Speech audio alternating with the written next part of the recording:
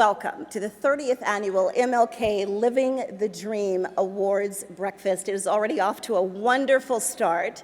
Do we really know who Dr. King is? We know what's in the history books, and we know what's on, for the month of January, but did we know that his name was originally Michael and not Martin? Do we know that he skipped 2 grades in high school, 9th grade and 11th grade, and entered Morehouse at the tender age of 15? Do we know that he is the youngest Nobel Peace Prize winner, the youngest male Nobel Peace Prize winner? He was awarded that at the age of 35. Do we know that in 1971, Dr. King won a Grammy Award for the spoken word, "Why I Oppose the War, Vietnam"? These are things that we have to do. We have to educate ourselves. And Dr. Good made a very good point. Mr. Good made a very good point, that we need to do more than just go with what's in the history books. So I thank you, Mr. Good, for giving me those marching orders, and thank you all for being with us. I am privileged to serve as the chairperson for the Martin Luther King Jr. Celebration Committee, and I express, as I always do and shall as long as I have breath, that I am merely a servant. I'm just one of the individuals who some years ago saw the need for recognition, saw the need for contribution. In 1968, when a group of us who were students went to our governor, went to our mayor, and conducted our first march, we were ably assisted by then Senator Clovis Campbell. We find that we are still in the shadows of Clovis and the other giants who helped us at that time put together a celebration, put together a march, the same march route that we followed for many, many years.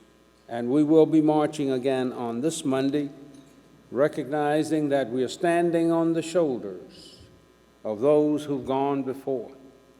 We are standing on the shoulders of not just Martin, but also the other martyrs, those who lived and those who died so that we could be here celebrating breakfast today. Thank you, thank you, God bless you, keep the faith.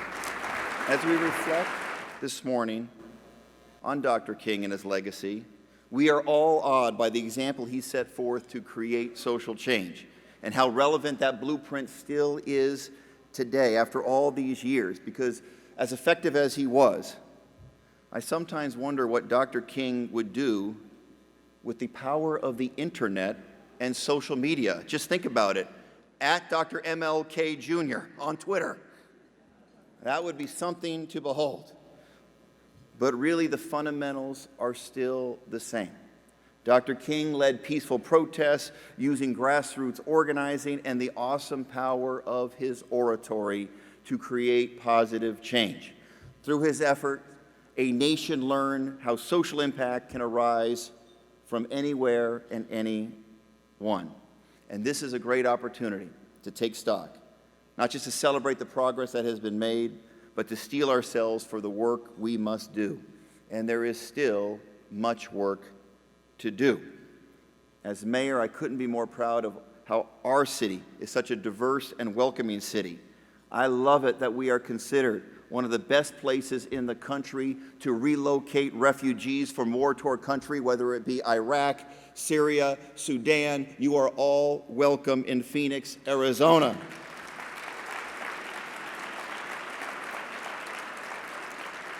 That diversity is our greatest strength as a community, our greatest selling point as an economy. But unfortunately, we all know the national conversation is something very different. We are experiencing discourse in this country that has become openly antagonistic and hostile to the ideals of racial harmony, equal rights, and social justice. We're even seeing certain candidates, leading candidates on the national stage, leading the polls with openly divisive message that is exactly the opposite of the ideals Dr. King espoused and lived. So we think we all know this is not an ordinary year. This isn't an ordinary Dr. Martin Luther King breakfast. This is a make or break period for our nation and our community. We owe it to the legacy of Dr. King. Don't sit on the sidelines. Dr. King said that our lives begin to end the day we become silent about things that matter. We can't stay silent.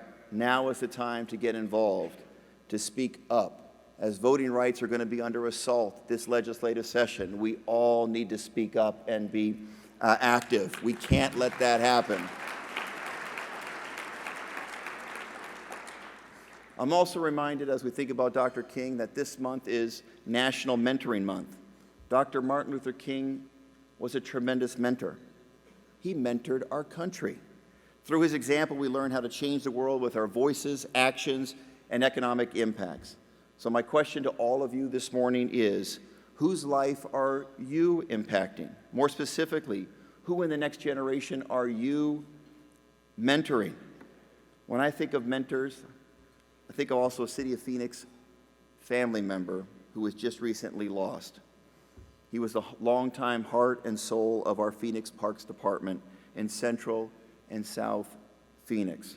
Robert Sells mentored and coached thousands and thousands of youth at city parks like Harmon, Eastlake, and Hermosa. He made lasting impacts on so many young people, which is obvious by the sheer number of people who turned out to pay their respects to this great city employee last week. In the spirit of people like Robert Sells, Phoenix accepted President Obama's My Brother's Keeper challenge to do more to help young men of color in our community to succeed. And I want to personally thank Councilwomen Kate Gallego and Laura Pastor for leading the City of Phoenix My Brother's Keeper initiative. And I see in the audience our friends from Checkered Flag Foundation, Arizona Community Foundation, Big Brothers, Big Sisters, Urban League, and so many others. That commitment to My Brother's Keeper is a community, not a City of Phoenix commitment, it's a community commitment, and we're going to meet those pillars. Obviously, we owe a huge debt of gratitude to Dr. Gene Blue. He does this every year. He doesn't get paid a cent. He does this because he loves this community, he loves Dr. King, and wants to do all he can to further his legacy. And I also want to congratulate in advance those awardees, a great group of awardees. My friend, and I served together on the Valley Big Brother board with him, Dr. Dwayne Wooten, our friend Dr. George Brooks, Bishop Alexis Thomas, Ryan Johnson, Dr. Jerome Garrison, the best city employee we have, Marchelle Franklin. Congratulations, Marchelle.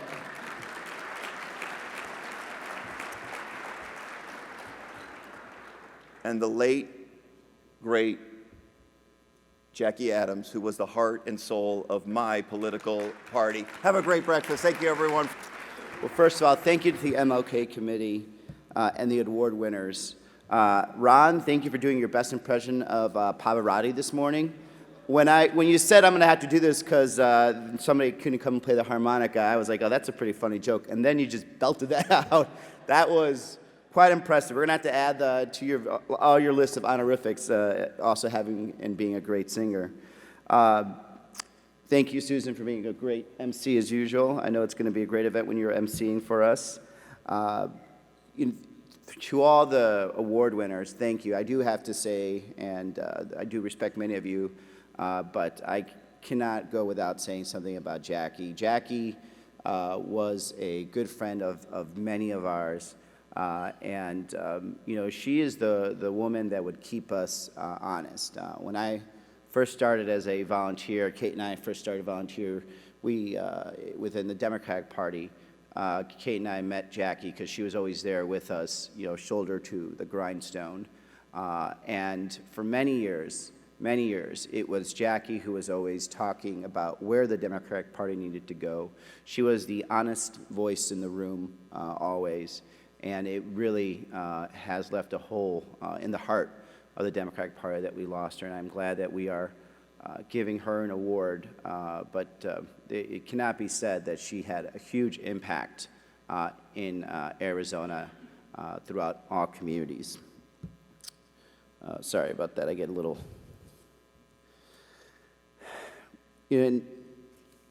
In the spirit of Martin Luther King, I think we are all here to celebrate some great things that have occurred. We are proud to say that the country has moved forward. We are proud to say that the African American community, as well as all other minority communities, are doing significantly better than when Martin Luther King started, with many other martyrs of the civil rights movement fighting for the ideal of the United States. We can tell how far we've gone by just seeing who actually sits in the White House. And I thought of this recently because I had a very moving experience seeing the President's last State of the Union. And for somebody like me who also grew up on the south side of Chicago, to see our first African-American president giving his last State of the Union, it was extremely powerful to think where he has come from and where he has led the nation. You know, when that man started president, this country had a 10% unemployment rate. We're now down to 5%. When he started, there was 39 million people without health insurance. We're down to somewhere around 10 million people in this country that now do not have health insurance, a significant drop. The economy, which was teetering on bankruptcy, insolvency, and potentially a Great Depression, is the strongest it has ever been and is going to continue into the future. But you can also tell where we have not really advanced in this country by also how that president and his family has been treated since being here. You know, it's hurtful to see the rhetoric that I hear about him and his family, where when I am told that he is my president, he's not the country's president, when he is called terrorist by politicians, both local here as well as nationally, where he's not given credit for keeping us out of war and instead has said that he is trying to destroy the country. These are significant indications that we do still have a long way to go. It shows also that beyond just the president, we have men and women that are of color that cannot even be treated equally in the streets of our country. In the podiums of our politicians that are running for office, we see time and time again elected officials using our Muslim brothers and sisters, or hatred towards our Muslim brothers and sisters, as a way to garner votes. This is not the country that I think many of our founding fathers of civil rights and mothers of the civil rights movement would be proud of right now. But we will continue to push forward. Out of what we have seen so far, I am proud to say that there is a young, new generation of civil rights leaders that are fighting for civil rights in the streets, in our city halls, in our state legislators. I see in the Capitol every day young men and women of color that are living in the legacy, or will continue to live in the legacy, of President Barack Obama. And to everyone else here, I do encourage one thing. If we want to be proud, to really stand in the shadow of somebody like Martin Luther King, we must do a couple of things. First, when our politicians speak about hate, we must strike against hate with love. When they speak about their hatred towards the Muslim community, the best we can do is show how much we love the Muslim community and how we believe they are Americans.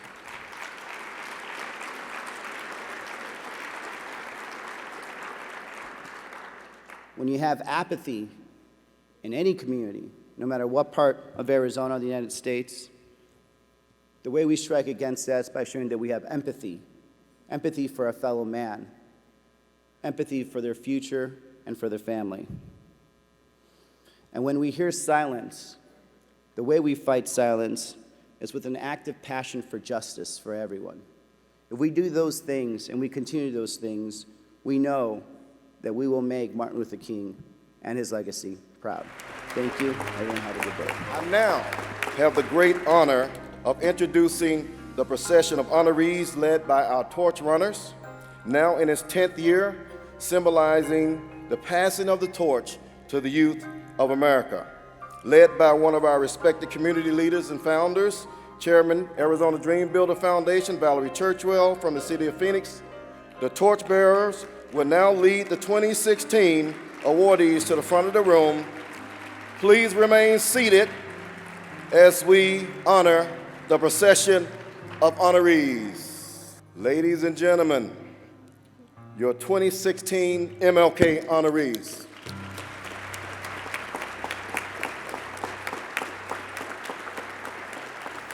My name is Janice Bernardo, and I'm an academic counselor for the University of Phoenix, and I'm a friend of Jackie's.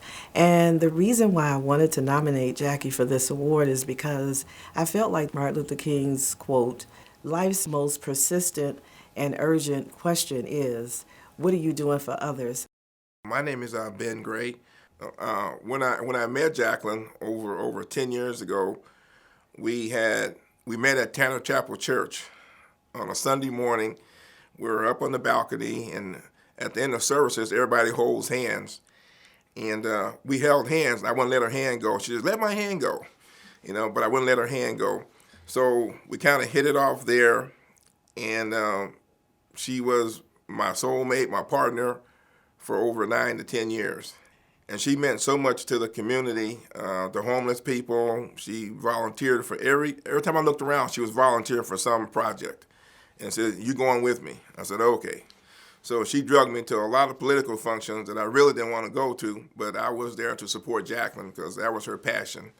And I always wanted her to succeed in everything that she was doing. And she was involved with St. Vincent de Paul, the food bank, you name it, she was involved with it. I think Jackie thought Martin Luther King was speaking to her directly because she picked up the torch to be involved in any and everything that lined up with Martin Luther King's vision of social justice, promoting social justice. Jackie, I think the question is not what did Jackie do to help others? The question is what did Jackie not do to help others? Jackie was loved by so many people because she picked up the torch to run with it every chance she got. Jackie was phenomenal. Everyone loved Jackie, especially myself too. I enjoyed listening to all her plans and goals and dreams of what she had planned specifically for the city of Phoenix. Jackie was involved in so many different organizations and committees, and she volunteered constantly. There was nothing that Jackie would not do for her community. She loved her community. I am greatly going to miss Jackie. She will always be in my heart, but I do remember one of her greatest last quests that she really was excited about was being part of the National Coalition of 100 Black Women. Jackie was super stoked and charged because she thought she was going to take her volunteering to help serve others to a much higher level. But she will because she is always going to impact all of us. She's going to always be in my heart. Jackie, I love you, and you will never be forgotten. It's a great honor to be here this morning, and I'd like to thank the committee for nominating Jacqueline for this award, long overdue. I'd like to thank everybody for being here. Thank you very much.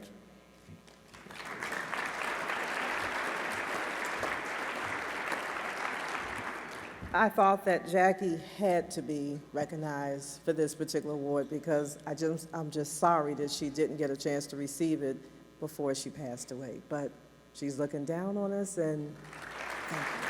I am just tremendously honored that you want to recognize me for this award. Didn't feel deserving of such an honor. When I think about Dr. King and think about all that he means to our world, to be mentioned in the same name as him, it's just such a humbling experience. I think it's impossible to not be inspired by Dr. King's I Have a Dream speech. But being a musician, the thing that inspired me the most was the drum major speech because of what I know what that signifies. And he goes on in that particular sermon and talks about how we're all born with that instinct of being a drum major, being in front, being outstanding, and having people look at us as a role model and as an example, and receiving awards and those kinds of things. But as he goes on in this particular speech and this particular sermon, he lets us know what he really means by being a drum major. He tells us, when I'm at the end of my life, I don't want people to talk about my achievements and talk about my awards. And I don't want people to talk about how I received the Nobel Peace Prize. And I don't want them to highlight my education. Rather, I'd prefer that they talk about how I was a drum major for justice and a drum major for peace, a drum major for equality, a drum major for feeding people and for visiting hospitals and visiting prisons. I want them to talk about that. And that inspired me. Being that drum major speech inspired me. And it inspired me to go outside of my regular duties at the college and take on the role of a big role of addressing a challenge that we had with student default rates on loans and the fact that tuition and fees are constantly rising and the students are challenged with that. I took on the leadership and we went around and we talked to all the faculty and staff with the goal of raising $100,000 to put in a foundation to award scholarships off of that particular foundation. Well, I'm happy to report to you today that we have over $300,000, and we have awarded over $100,000. And recently, my president asked me, said, you know, you need to take that external. And so now my vision is to turn that scholarship, that foundation, into $1 million, where we can award up to $50,000 a year to help offset the enormous costs of tuition and fees for our students. And it also caused me to want to serve on the Association of Arizona Food Banks. And so I'm serving there right now, and we work with all the food banks throughout Arizona, donating our personal time, donating funds, where we're constantly striving to look at ways that we could address the hunger problem. You know, 1 out of every 4 of our children have a hunger challenge, and I think that is something that we need to do. But so Martin Luther King was amazing, and his speech went on. As he summarized that sermon, he talked about, you know, one thing that he talked about at the end was he included a hymn that I'm familiar with, and it was, if I can help somebody as I pass along this way, then my living shall not be in vain. And that's what inspires me even today to keep moving, keep reaching out, keep making a difference in the lives of others. Like you, I'm a blessed man, and many of you are blessed too. If you're listening to my voice this morning, you are really blessed. You are. And I'm honored to be here, and I've got to make acknowledgments to people who have been so special in my life.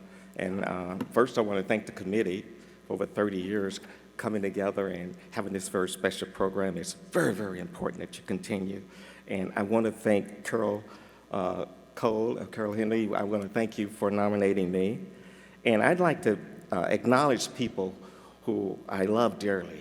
These are people who are special in my life. I've started off, of course, with my wife, Cheryl. She's here, and my daughter, Tamara, and her husband, Benjamin Thomas, Jr., and I want to acknowledge Victoria and my son, Jerome, Jr., and I'd certainly like to thank all the people, like my pastor from Tanner, AME's Historic Tanner, Pastor Benjamin Thomas, and the members of Tanner. You know, I love those people. I love that church. And I love the people at South Phoenix Baptist Church, Pastor Thomas, Pastor Black. When I first relocated here from Oklahoma, oh my God, he took me in and he just showed me everything and really introduced me to Phoenix. And I thank him and Ms. Black and Bill and Pat and all of my friends there. And then I want to certainly thank the people from South Mountain Community College where I serve. And I serve with passion. I love the people there. I love my president, Dr. Sherry Olson, and Vice President, Dr. Ray Rivera, and the wonderful, wonderful faculty members who are there. They are so special, and the staff. And then this morning I brought 2 of my students, Ladisha, they're my current students, and Shaki, because I wanted them to see this, because someday they will be awarded. They'll have the prestige of standing up here just like I am now. I want you to know, and I know I only have a few minutes, but life is about making a difference. And when we live a life of gratitude, and we live a life of service to others, then that's what I think the main thing that we were supposed to do with our life was to live a life of giving. And when you think about Dr. King, as a kid, of course, I watched him on black and white TV at the time, and when I would see him give his speech and things, he ignited me and created this passion for me to help other people just watching him. But when he died, I cried for several days because I thought the dream was dead. But the dream was not dead. The dream is alive. The dream is alive today, and I'm happy to be here standing in front of you and let you know that we are making a difference in our community, and we're going to continue to do that. Thank you so much.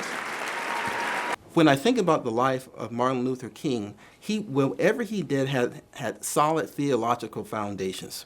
When you think back to the passage from James that says, faith without works is dead. That means that if you have faith and you believe in your faith, you're supposed to help the poor, and you don't, then you have not fulfilled your faith. Now, one thing Dr. King did that emphasized that, he asked, what are you doing for others? He also said that injustice anywhere is a threat to justice everywhere. And these two passages he believed in and he fulfilled. In his case, looking for the social justice of equality for all men. And in this day today, those words ring so very true again. Now, in my personal work, and following and being a child of my parents, one a scientist, one a preacher who had the honor of winning the Lifetime Achievement Award here back in 2008, I have followed a similar path. I chose to be not a preacher, but a scientist. But when I looked in my neighborhood, when my father looked in his neighborhood, he saw that education was not being applied. The children were not getting what they needed to even get into kindergarten. That was an injustice. Now, so many years later, we can look at those same neighborhoods and children are not getting what they need to eat so that they can achieve. That is again an injustice. Entire areas where elders cannot get to healthy food, that is an injustice. An injustice there is a threat to justice everywhere. So I sought to use my talents in agriculture. And how can we not only bring healthy food to these areas, but we can allow people to grow it themselves, to take control of their own food sources. So we know that they know when possible that there's nothing in it but health, to become their own walking pharmacies, so they no longer have to take the pills and all these things that maintain our health today. We're walking pharmacies to get today. It does not have to be. We die from so many things that are preventable, or we can at least slow them down, from heart disease, obesity, all based upon food. And these are the things that I have chosen to work on. I'm so blessed to be given that opportunity to live where I live, to be born in South Phoenix and be able to give back to that community as a family tradition and as a family responsibility. So being able to receive this award is such an honor, but it doesn't honor me. It honors the chance that we are continuing Dr. King's work to provide justice for entire people, black, white, green, or red, so that everybody can have the chance to eat well, and we can have justice in that manner. My wife, who wind under my wings, a person who allows me to go out and work in the public space, Angela, admonished me to keep my voice low and to walk straight. But I want to thank her for doing that. Now, Mr. Williams, and to the committee, I had promised that I am going to, he told me 1 minute. I'm going to do my best to keep to that, but as you know, it's the history of my family. We cannot say our name in 1 minute. It is at times like this that I do really, though, wish that I could rise to the oratory of a Dr. King or of my father. But now simply let me say on behalf of my family, both nuclear and extended, we thank everyone involved in allowing us to receive this award. This award reaffirms that food is indeed, as Dr. King said, a justice issue. It reaffirms that there's a concern that an elder who doesn't have access to a car can't get to the food store. It reaffirms that we know that a malnourished parent cannot work. Excuse me. It reaffirms that we understand that a society that allows 20% of its children to go to bed hungry cannot prosper. However, this award also acknowledges the enormity that this enormous problem to feed not only our families but our soon-to-be 9 billion neighbors can be overcome with such a simple action. To rise to that metaphor from the Bible, it does mean that you can indeed take that tiny mustard seed, and if you plant it in the ground, you not only will move a mountain, you will grow the food to feed the world. I encourage all of you to plant that seed and to acknowledge our entire community. Si se pueda. Thank you. I was born and raised right here in Phoenix, so I'm a native. Born in Chandler, but raised in South Phoenix. I call it affectionately 18th Street and Chipman, around the corner from the mini park.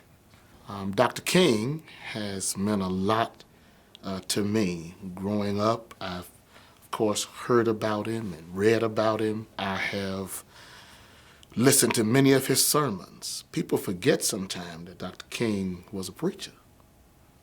Yes, he was a community activist, but Dr. King was a preacher. And his theology is what launched him into all of the things that he was able to do. It was the passion and the foundation by which he changed the world. The world. I've read his letters from a Birmingham jail. I've listened to his sermon, A Knock at Midnight. His sermon on the Good Samaritan, going down from Jerusalem to Jericho. Just classic messages about the debt that we owe to the community that we serve. We really try to make a difference in the lives of our people, the lives of those who come to our church, and the lives of people who may never come to our church, Monday through Saturday. And we've seen children, go from literally on ICU to thriving educationally. I would say, Dr. King said, and I paraphrase greatly right here, I paraphrase. But Dr. King said, if you can't be a pine on the mountain, be a shrub in the valley. If you can't be a highway, be a trail. If you can't be the sun, be a star. And if by chance you sweep streets, sweep them like Michelangelo swept a canvas. I just want to be the best that I can be, where we are, where I am, where I've been placed. I don't want to be famous or great or known. I just want to be faithful to what God has given me, where I am. And if I can help somebody as I pass along, I can cheer somebody with a word or song, my living will not be in vain. Well, good morning, and thank you to the committee for this incredible honor. I feel so humbled by it. To all of the past awardees, it was so impressive to look at this group of people who've given so much to make Phoenix what it is today. To all of you who are here, I honor all of you who have, in your own way, you're doing what you can do where you are to make Arizona a wonderful place to live in. I am a native Phoenician, been in Arizona all my life, and I'm happy to see the progress that our state has made. We got a long way to go, but we've come a long way. I'm grateful I honor my parents today who positioned me to be where I am today. I'm thankful for the best church I've ever pastored. It's the only church I've ever pastored. And that's Pilgrim Rest Baptist Church. To all of the members who are here, whenever you get an award, it's good to pay folk to come and celebrate you. So just quickly, all of the members of Pilgrim Rest, just stand real quick. Let me see you. Let me know you're here. Thank you so much. I love all of you all.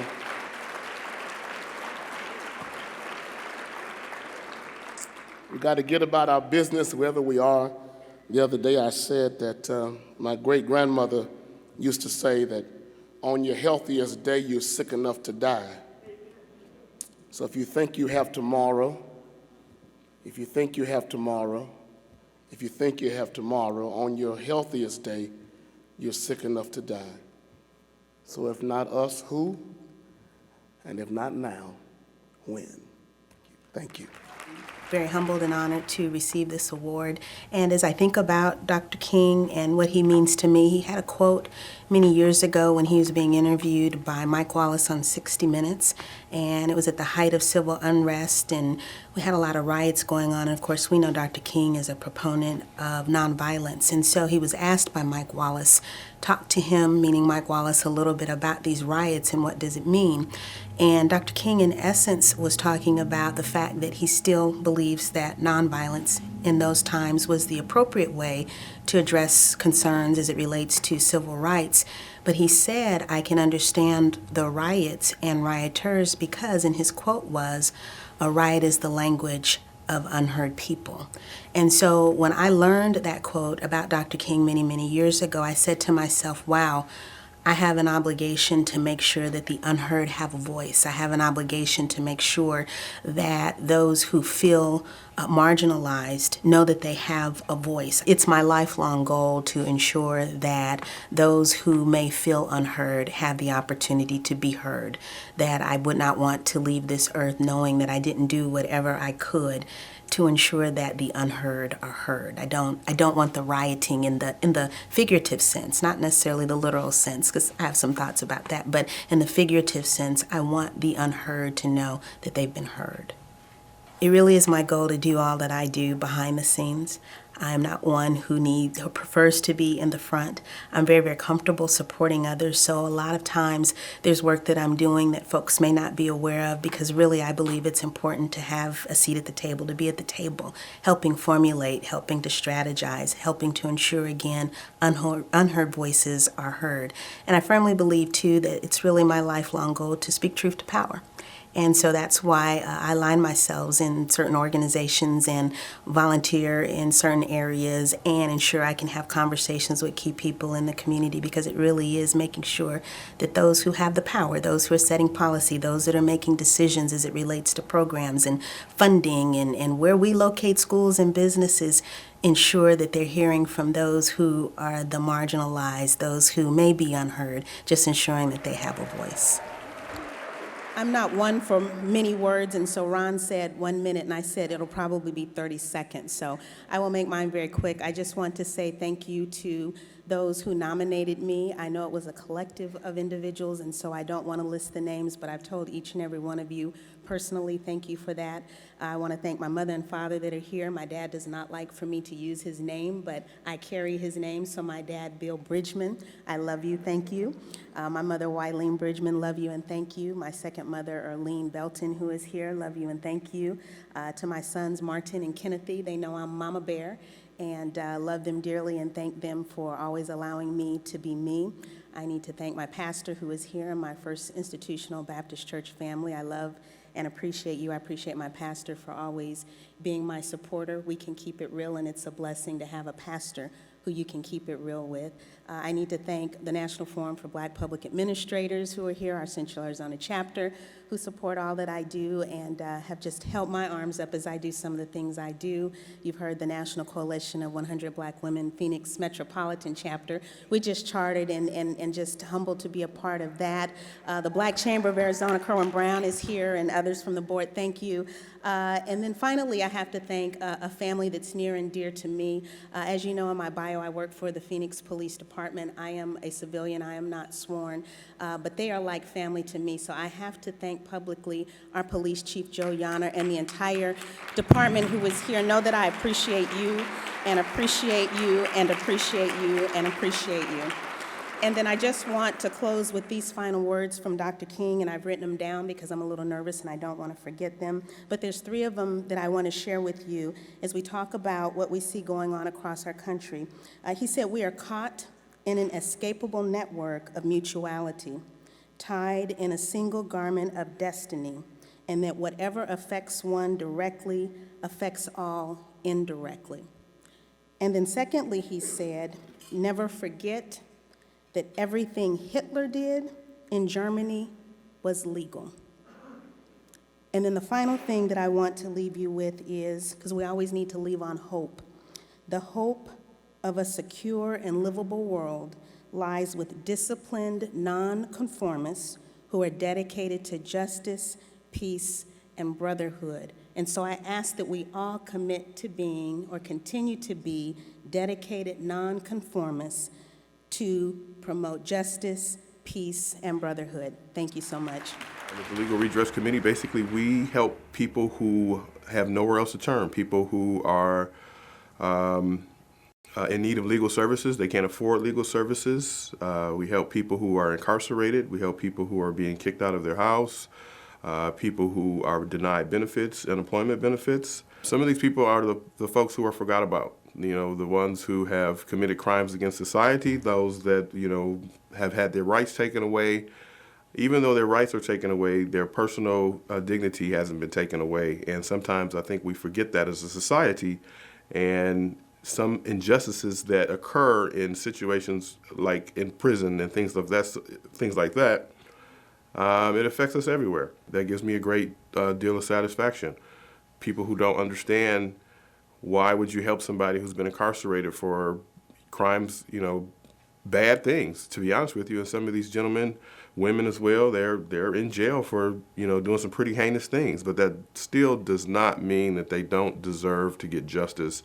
And that is one of the reasons why we continue to serve on the Legal Redress Committee to help some of these people who are in trouble, who are in need. I've had people who've had, you know, almost fatal injuries while incarcerated and weren't able to get help, and they just want some type of redress, you know, for what happened to them, and I'm glad to do so. Dr. Martin Luther King's legacy, to me, as a young black man growing up in the 80s, we always had Martin Luther King Day in school. We were taught about it, told about it. I really didn't get to comprehend what it stood for until I became a man and understood that justice for all, equality, it's not as common as you may think. And what Dr. Martin Luther King stood for really resonates with me as a grown man, someone with children myself, that, you know, we can make a difference if we try hard enough, if we strive hard enough, if we continue to do or continue to strive for our voices to be heard. So with that being said, again, I definitely want to thank the Maricopa County NAACP.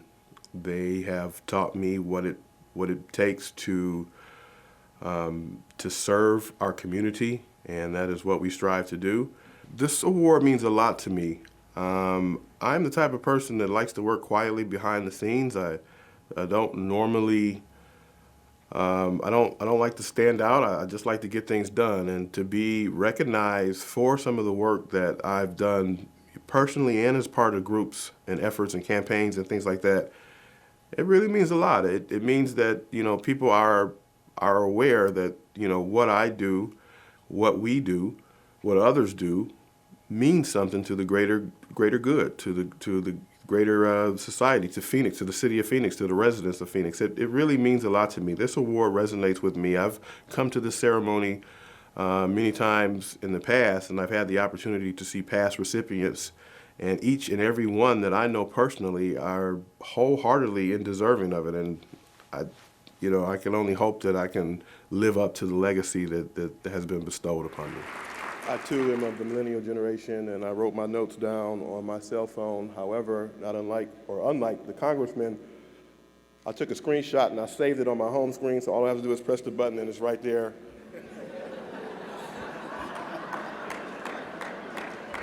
There's no fumbling around to find it. First and foremost, I'd like to thank Dr. Gene Blue.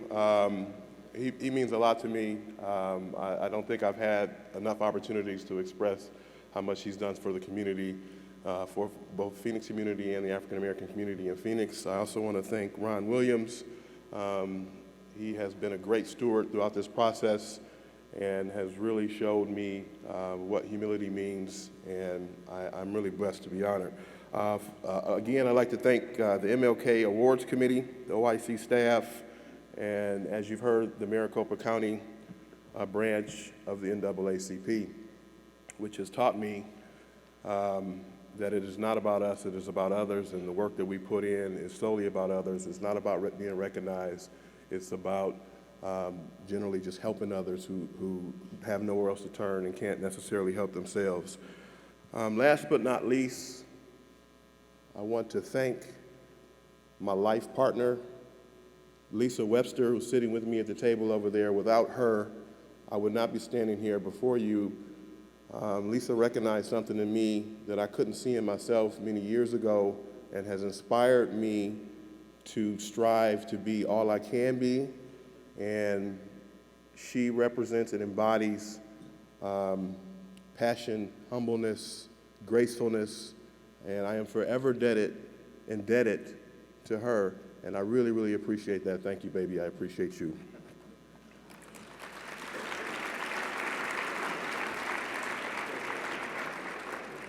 I will be extremely brief. I was told to have 1 minute, not unlike everyone else. Last but not least, I stand tall on the shoulders of those who came before me, those who stand beside me.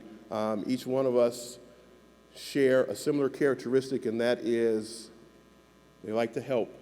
They like to help people, and they're not looking for a reward.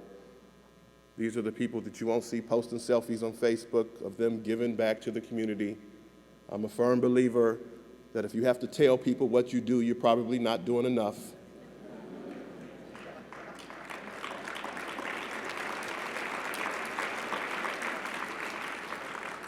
I just want to part on this note that I implore each and every one of you to give back to your community as much as you possibly can. To borrow from the late President JFK, ask not what your community can do for you, but please ask yourselves what you can do for your community to make this world a better place. Thank you very much. I appreciate it. Ladies and gentlemen, it is my pleasure to introduce the 2016 Calvin C. Good Lifetime Achievement Award to Dr. Dwayne Wooten.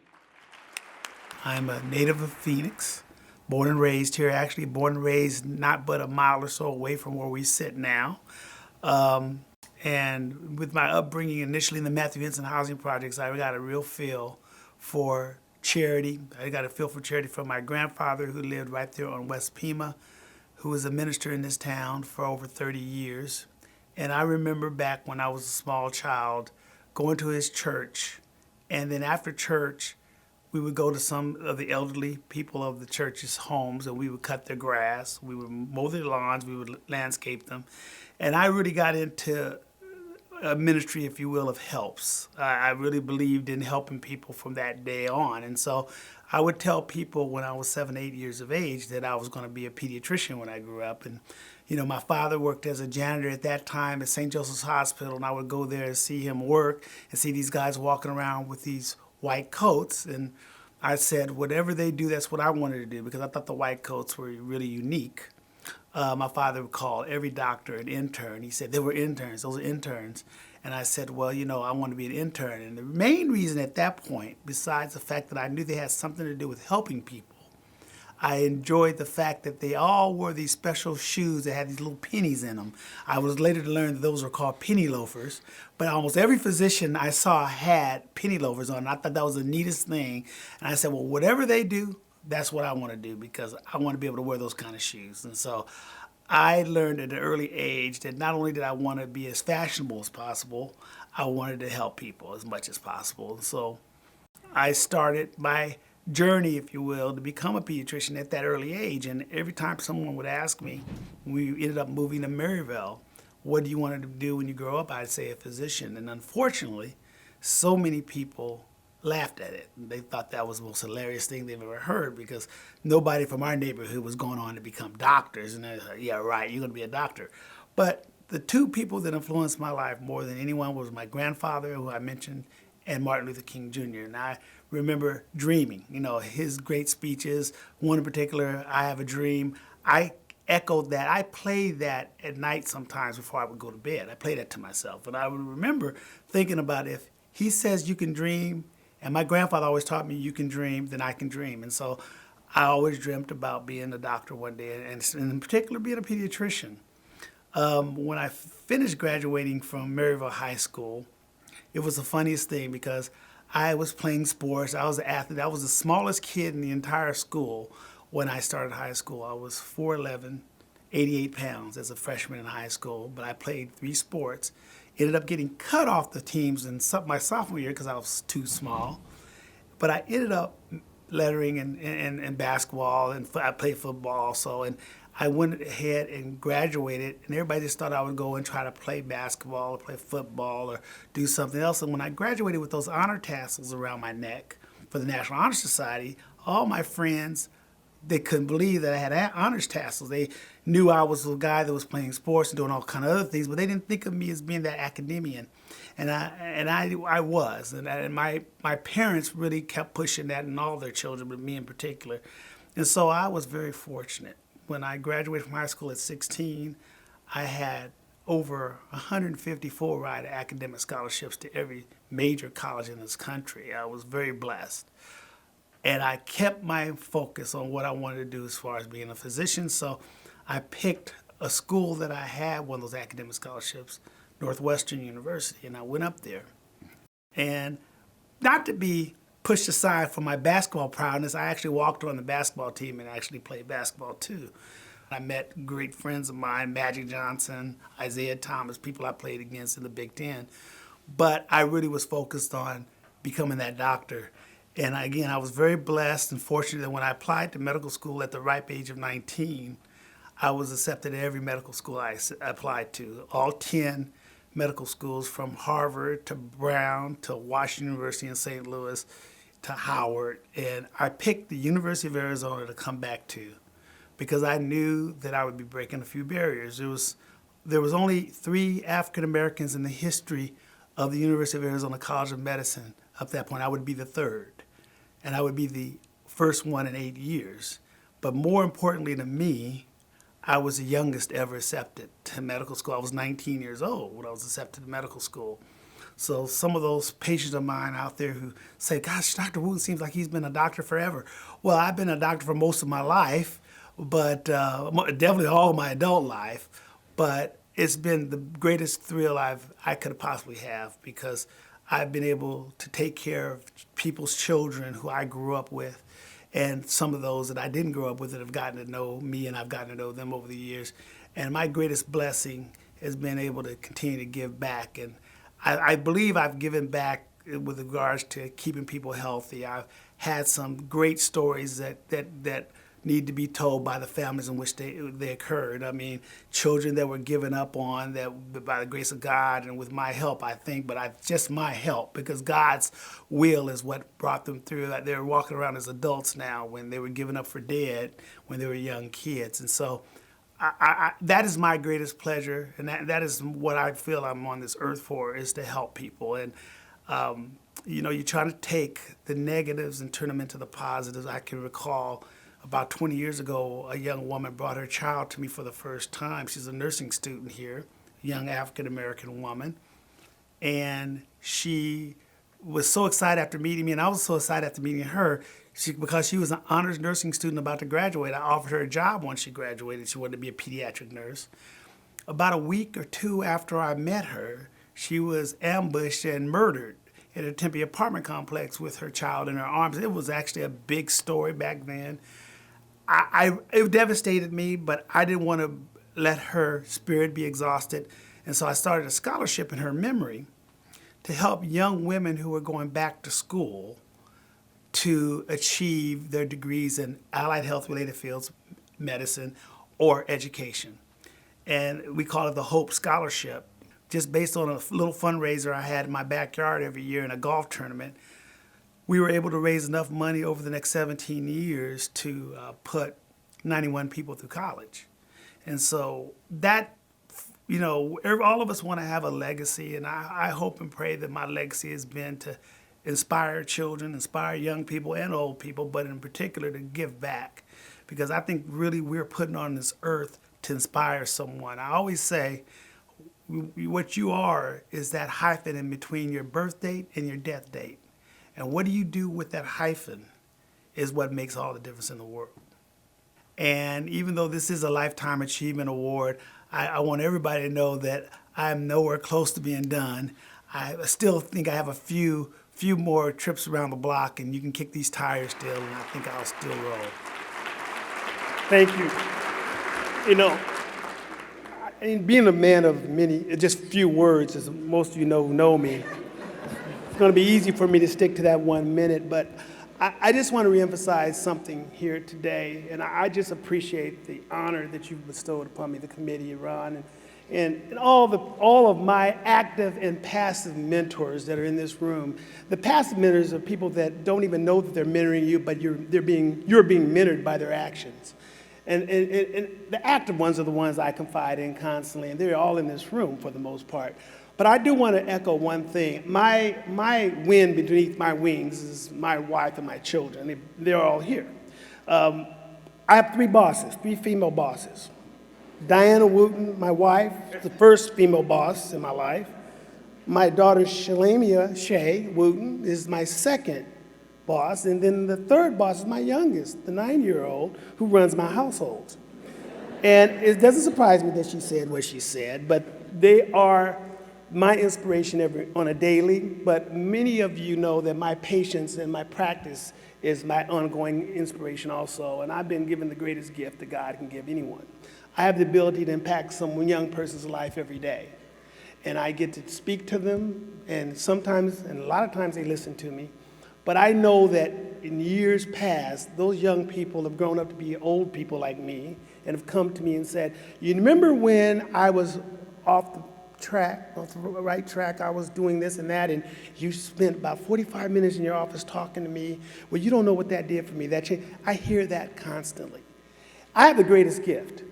The greatest gift is, number one, I know and believe who my God is and what my God can do.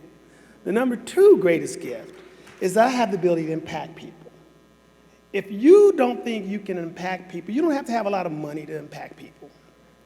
A lot of people think, well, I can't influence someone because I don't make the kind of money you make. Well, they haven't been looking at healthcare reform recently and see what doctors do make nowadays, but that's another issue.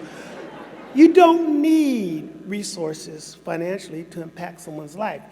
Sometimes just a word will do it. Just pulling them aside, knowing and sensing that they're hurting, and discussing what the problem is and how to solve it. That may be all they need. So I implore all of you, you're all living the dream. You're living the dream because you're living. We all talk about giving back, and you don't have to do much to give back, but be someone willing to give up of yourself. And if you can do that, you're going to impact those lives, and you're going to be one of those dream makers, and you're going to have the feeling that I have right now, which is I'm humble, I'm honored, I'm blessed. Every day that I can breathe and talk and walk and sleep and wake up again, I'm blessed. And just remember that when you leave here today, you are charged with impacting someone's life. Thank you.